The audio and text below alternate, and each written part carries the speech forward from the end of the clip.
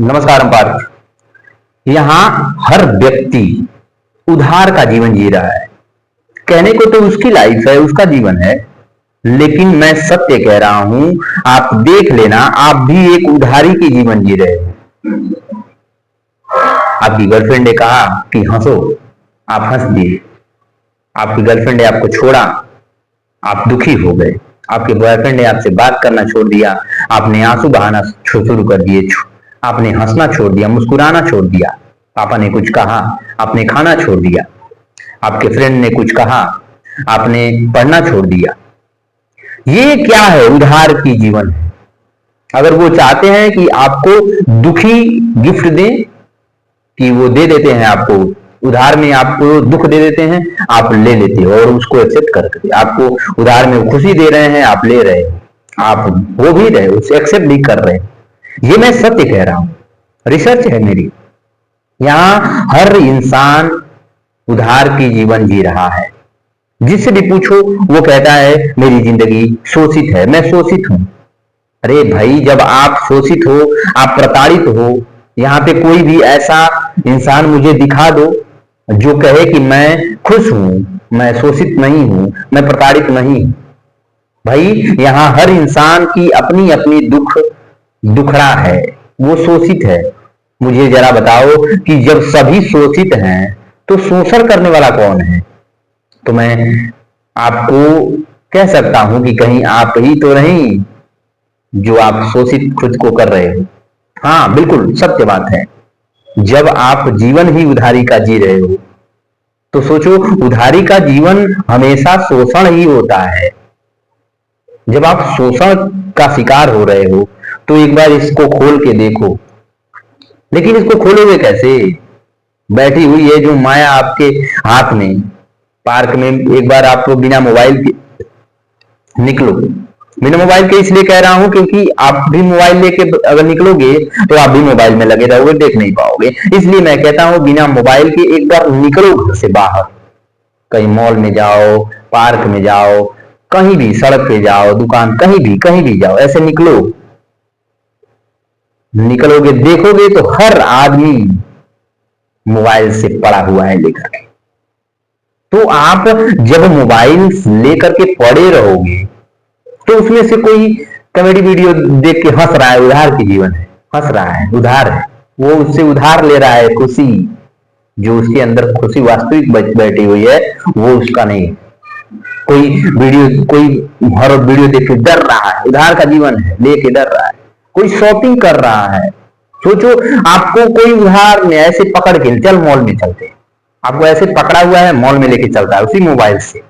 Flipkart, Amazon, Meesho, ऐसे बहुत से जो आपको ऐप दिखेंगे, आपको जो आपको आपके अंदर जो पैसे रहेंगे ऐसे काटेगा आपको cut cut cut cut cut cut cut, और आप तुरंत देख लिए, अरे ये तो बहुत अच्छा है। आप तुरंत मॉल में या वहीं पे बाई नाउ करते हो, तुरंत आ जाता है उधार।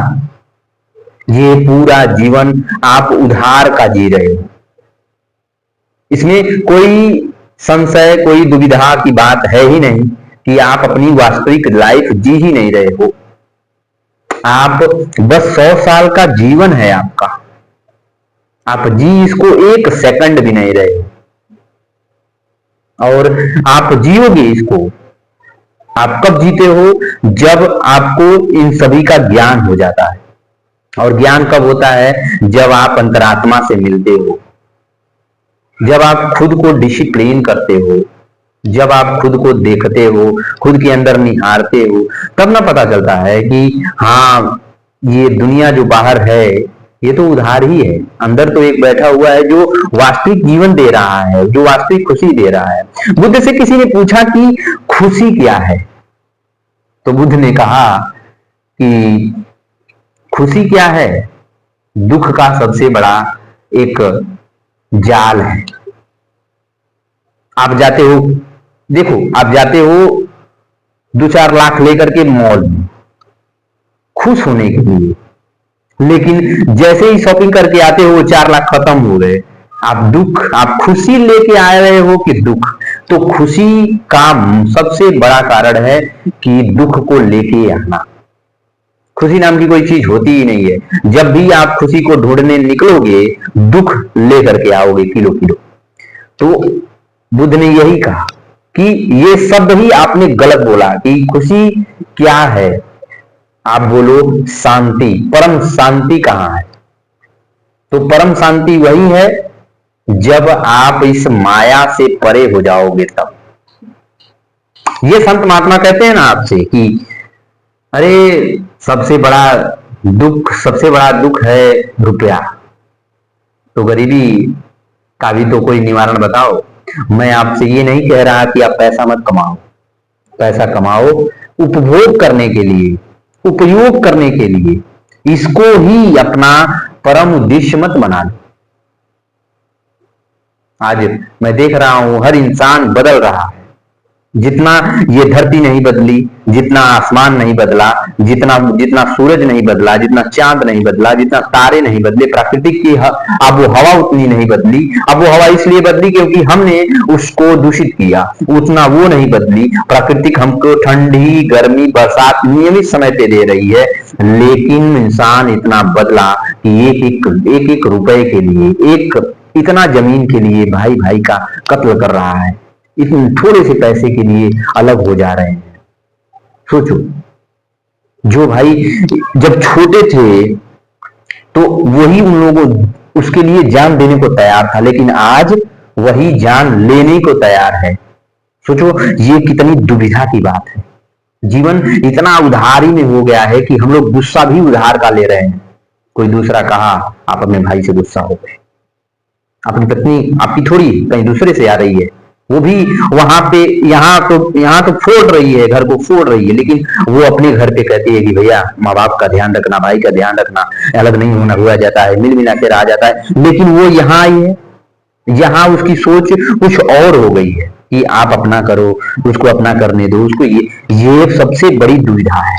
उधार। जब आप इस माया से निकलोगे नहीं तो जीवन कैसे आपको अच्छा लगेगा? दो चार पैसे आप कमा लेते हो, उसके बाद आपको लगता है कि यही मेरे जीवन का सबसे बड़ा उद्देश्य है ना। जीवन का सबसे बड़ा उद्देश्य है परम शांति, खुद के जीवन का उद्देश्य खुद को जानना। लेकिन आप जीवन भर 8 घंटे ड्यूटी दिए, 8 घंटे सोए, 16 घंटा हो गया, फिर 4 घंटे अपना दाढ़ी बाल इधर उधर दौड़े, फिर 4 घंटा ये हो गए 20 घंटे, बचे 4 घंटे। 4 घंटे में आपने रील देखा, फिर उसके बाद नहाए धोए, खाना खाए, इसमें 4 घंटा निकाल दिया। 24 घंटे आपने इन सभी चीजों में दिया। लेकिन आप अपने आप को कितने घंटे दिए? अपने उद्देश्य को समझा, अपने जीवन के लक्ष्य को समझा, अपने आत्मा को समझा? क्या आपने ये सब समझा? अंदर से जवाब आएगा कि नहीं। हमने खुद को एक सेकंड नहीं दिया। ये सारा 24 घंटे इधर भौतिक जो चीजों में जहां पे हमें व्यर्थ रहना, जो व्यर्थ रहा। जब आप 100 साल की जीवन जी रहे हो, लेकिन ये वास्तविक आपका 100 साल का जीवन है ही नहीं। आप बस जिए हो, जानते हो कितने दिन? बचपन के 5 साल जब आप जिए, जब तक आपको इस माया का चक्कर नहीं था, तब तक आपको खुद से जिए थे। लेकिन आजकल के जो बच्चे हैं वो बस 6 महीने खुद का जी रहे हैं, खुद की लाइफ का 6 महीने जी रहे हैं। भले वो 100 साल जी ले, इसका कोई मतलब नहीं। वो 6 महीने बस वो खुद के लिए जी रहे हैं, खुद के उद्देश्य से जी रहे हैं, आनंद से जी रहे हैं और प्यार से, शांति से जी रहे हैं। 6 महीने बस। उसके बाद उनके माँ बाप ने उन्हें मोबाइल थमा दे रहे हैं और तुम यहीं पे पड़े रहो। और वो लड़का देखो 5 साल का, 4 साल का लड़का, 3 साल का लड़का गुस्सा कर रहा है, डिप्रेशन में जा रहा है, उसे चिंता हो रही है मोबाइल ना मिलने के कारण।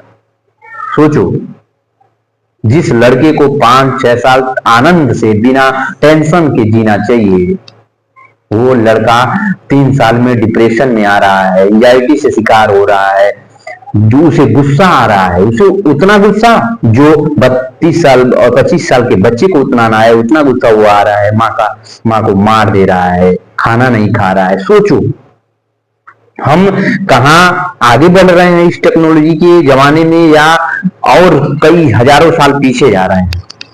आप बताओ मुझे। हम ये टेक्नोलॉजी से पीछे जा रहे हैं। मैं टेक्नोलॉजी का विरोध नहीं कर रहा, मैं टेक्नोलॉजी का गलत उपयोग से बचा रहा हूं आपको कि आप अपने बच्चे 10 साल के बच्चों को कभी भी मोबाइल ना दें। 16 साल के बच्चे को मोबाइल दे, लेकिन उसे सिलेबस का ज्ञान करने के लिए कि तुझे अगर तेरे सिलेबस में कुछ गड़बड़ी है, कुछ समझ नहीं आ रहा है, ले सर्च करके देख ले, फिर उसके बाद यहीं पे डाउट क्लियर करके मुझे मोबाइल दे दे। बस इतना। 18 के पार वालों लड़कों को मोबाइल दें, क्योंकि वो समझदार हो चुके हैं कि अब मोबाइल का मुझे प्रयोग कितना करना है। लेकिन आजकल की माएं, आजकल के पेरेंट्स जब बच्चे को फोन दे रहे हैं तो प्राउड फील कर रहे हैं, अमीरी उनको लग रही है कि मैं अमीर हूं इसलिए मेरा बच्चा फोन चला रहा है। अरे आप बहुत बड़े गधे हो, आपका बच्चा नर्क में जा रहा है। आप ये जो मोबाइल दे रहे हो, नर्क में जा रहा है आपका बच्चा। यही मोबाइल की फीलिंग से अपनी फीलिंग जोड़ रहा है। जैसे ही आपने डांटा, आप पे वो गुस्सा हो गया, लेकिन मोबाइल दिन भर उसका दिमाग को खा रही है, लेकिन वो उस पर गुस्सा नहीं होता है। सोचो, वो अटैचमेंट जो आपसे होना चाहिए था, वो बच्चा उस मोबाइल से अटैच हो गया है। और जब वो बच्चा मोबाइल से अटैच हो जाता है, आप मोबाइल छीन लिए, वो लड़का जो गुस्सा हो जाता है, खाना छोड़ देता है, डिप्रेशन में चला जाता है, एंजाइटी का शिकार हो जाता है। सोचो, उस मोबाइल की वजह से जो लड़का, अगर आपने बोलना छोड़ दिया तो आपकी कोई वैल्यू नहीं। हम लोग जब थे तो मेरी माँ बाप अगर गुस्सा हो जाते थे छोटे, तो हम लोग उसको मनाने के लिए खाना नहीं खाते थे, रोते थे। लेकिन आज का बच्चा अगर माँ बाप मर भी जाए तो भी कोई फर्क नहीं पड़ता, उनको बस मतलब है मोबाइल उनके पास होने चाहिए, बस खाना पीने से कोई मतलब नहीं। तो मैं बस इतना कह रहा हूं कि ये सारा जीवन आप जो जी रहे हो, ये एक उधार का जीवन है, और इसको छोड़ने के लिए आपको खुद को अपने अंदर झांकना होगा।